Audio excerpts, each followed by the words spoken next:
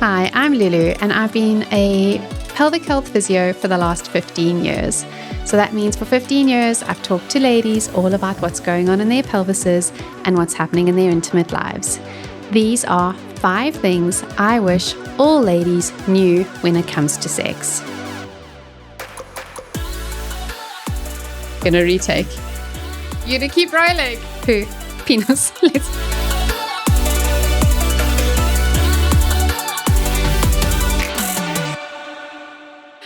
Number 1, what is sex? Penis in vagina equals ejaculation is not sex. And while penis in vagina sex tends to have the most privilege and get the most airtime, it's really important for us to appreciate and acknowledge that this is not all that sex is. And while Google took me on quite a twirling, whirling path with what the definition of sex actually is, I think sex is about physical connection, emotional connection, and intimacy. And it's really, really important for us.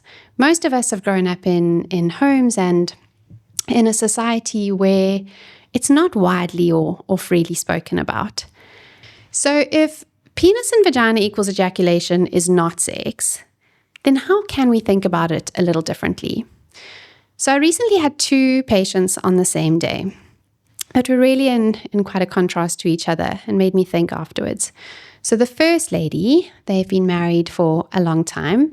Her husband has erectile dysfunction because of cancer treatment that he's had, and so they've not had the P in V sex for a number of years. But they hold hands everywhere they go. They sit next to each other on the couch. They regularly give each other foot rubs and back massages. And so while they are not having what many of us consider in a heterosexual couple to be sex, they have beautiful intimacy and physical connection. A few hours later, I treated another lady who is twice a week having P in V sex, but she doesn't like it and it hurts. And she says for the most part, it's really the only times that her and her husband are touching each other. So if we think about it with regards to these 2 ladies, who is actually having better sex? So the second thing that I wish all ladies knew when it comes to sex is that it should be playful and it should be fun. So most of us in our adult lives aren't actually getting much play or fun. And so physical connection and intimacy becomes one of the areas where we can be playful and have fun with our partners. And I actually had this realization last week. I was like, oh yes, that is why they are called sex toys, because it really is for play and for fun. And if you're in a position where you're finding that it's not feeling very playful or fun for you, then it can be helpful to think, what are you doing outside of the bedroom with your partner that is playful and fun? And I think especially for ladies with small children that are stuck in this monotony of almost the survival mode of having to just get through each day, and a lot of the conversations with partners end up being around logistics and planning, it can be really important to prioritize going to have fun, playful time outside. So that might be going to exercise together or going to do something that puts you a bit more in your senses. Maybe it's eating something lovely or watching a movie. But thinking about when last did you do something playful and fun outside, and when and how can that translate to having more play and more fun within the bedroom? The other very important thing to mention here is it should not be painful. So sex should be fun and playful, and it definitely should not be painful. And if you are battling with any pain or discomfort with intimacy, then you definitely need to try and see a women's health physio or speak to your GP or gynae, because there are so many things that we can do to help you to make it more play and less pain. Talking of pain with intimacy, the research tells us that up to 90% of women will have discomfort with intimacy at some point in their lives. I can't tell you how many ladies I've treated who've been married for a number of years and never been able to actually have any kind of penetration. I've got ladies on my caseload at the moment who've been married for 6 years, married for 8 years, married for 10 years, who've never actually been able to have penetrative intercourse. As you've said, does this mean that they are not having sex? No. But for ladies, especially those that are hoping to have a baby, this can be the goal of intimacy. And so if you are someone who is battling with discomfort, or maybe you've just never really managed to get it where it should go, then please do go and speak to your doctor and see a women's health physio, because there's so much that we can do to help you to be able to relax these muscles and to make it more playful and joyful. And then my last part on it being more fun and playful. Often to make intimacy more playful and more fun, to connect together, there needs to be a little bit of planning. And for this planning, there needs to be communication. And I feel like that's probably the thing that I see lacking most in the couples who are struggling with their intimacy and sexual connection, is that for many reasons, like shyness or just not having the time to be able to communicate about things, we often don't prioritize the communication that needs to come for the connection for intimacy. So communicate about what you would like to be doing and when you plan to do it. And that can also just help to kind of charge up that electric sexual battery before you actually get it together in the bedroom. Number 3, sex changes as we change. And I feel like this is often such a light bulb moment when I explain this to ladies, because in the same way as we are not the same people we were when we met the person that we've been in this long-term relationship with, we're not the same, we're probably not in the same jobs, we're not living in the same home, maybe we've had children. And I was actually thinking about it, if we think about it like as if a graph in terms of how your life has gone. So perhaps you've met and then you've had dating, and then you've got married, you've gone on honeymoon, you've been on some lovely holidays together, you've changed jobs, you've had a loss or some grief in the family, you have moved house, you have, or perhaps you've even moved country or moved city. And so in our lives, there is so much change happening all the time. Yet we bizarrely think that sex should be the one constant that is there. And it can be so freeing and so relieving for us to realize and to acknowledge that in the same way as our lives are changing, so is our sex life. So in terms of desire, so usually when we first get together with someone, we have a lot of what we call spontaneous desire. So we are thinking about sex and we're hoping to have it and we're making it happen. But the longer we've been in a relationship, and I tend this is often more for women experience, more the women who experience this, we tend to have more of what we call responsive desire and less actual spontaneous desire. So what does this mean? I remember a friend saying to me in London once, Lulu, I never feel like it. And then afterwards I'm like, shit, that was a good idea. We should do it more often. So if you are finding yourself in that category where it's not something you're thinking about a lot, but afterwards you're like, that was great, we should definitely do that more, know that this is a totally normal part of your physiology and your functioning. And this is where it is important for us to schedule intimacy. So it's not that we necessarily need to schedule the act of penis and vagina sex, but rather making space and making time for that physical touch and for that connection that needs to happen for us to be able to sense into our bodies and sense into that emotional wanting of more physical intimacy. Number 4, sex is the senses.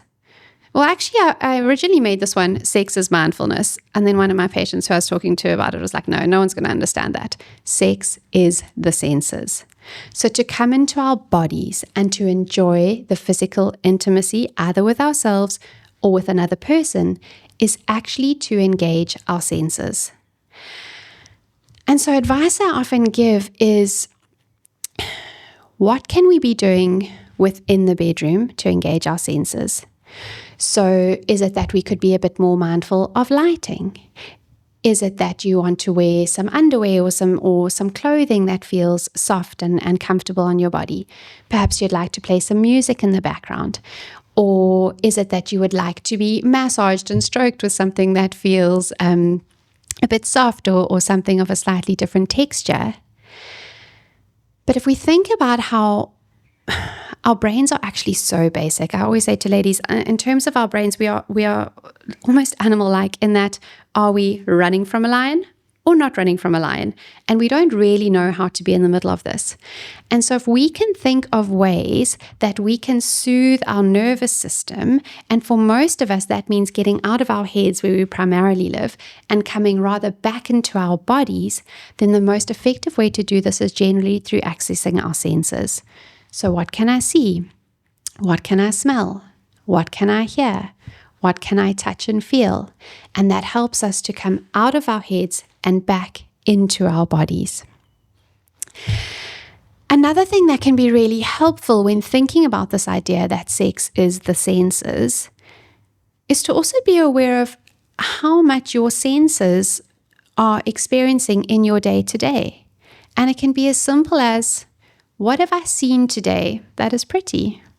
Has there been something lovely that I've smelt today? Have I tasted something lovely? And very often we have had all of those, but we've been so busy or we've been doing so many things at the same time that we haven't actually slowed down, paid close attention, and observed what's in front of us. And this is where it comes to this idea of mine that sex is mindfulness. Because what is mindfulness? Mindfulness is slowing down and paying close attention. Noticing something and then seeing how it makes us feel. And very often when we do slow down and pay very close attention to something, we see that it's a pattern that is appearing in other parts of our lives too. So can you check in with what you've seen in terms of your senses, or felt, or heard, or smelt? And then can you think about how this could translate into having your nervous system feel more safe and feel more secure, and for you to be able to come back into your physical body when you're in the bedroom too? Number 5, what is sex for you? Why do you want to have it? We did an activity in my sex counseling course that I found really interesting, where we were given a sheet of paper and we had to look down a whole lot of points in a list and look at why it is that we want to have sex. So is it that you sleep better afterwards? Is it that you like the physical release? Is it almost a bit of a service in exchange for something? Is it that you feel that it relaxes you? So we know there are many physiological benefits of sex, one of them being that it can lower stress levels and make you sleep better. Or is it that you feel that it's the time that you are able to connect most to your partner physically, and the time that your body is not just being touched out by children around you? But the interesting thing is that I've asked a number of the ladies that I treat this recently, and for so many, the instant answer has been, what is sex? Why do I do it? Oh, I do it because I know my husband needs it. But when we've actually looked a little bit deeper and we've looked down the list, nearly all of them have said, oh, actually, I do it for connection. I do it because of that feeling that I get afterwards and that physical connection that we have. And I've had a few ladies say, oh, actually, yes, I think I'm going to reframe that. We're not just doing it because I feel like he needs it or because he wants it, but actually because it's a beautiful way for us to connect together. So thank you for listening to this. I really feel like these are the 5 points that come up most frequently in the ladies that I'm treating. It's the basics that I feel like all of us should know, especially around the one with this not being the type of intimacy that gets the most privilege. And I think I see a lot of that because so many of the ladies who come to see me for physio are battling with penetration. So if I could just encourage you after this, try and find ways to be physically connecting and intimate with bringing in your senses that are not necessarily having to end with or without the ultimate goal being this idea of penis in vagina equals ejaculation as being the only type of sex there is.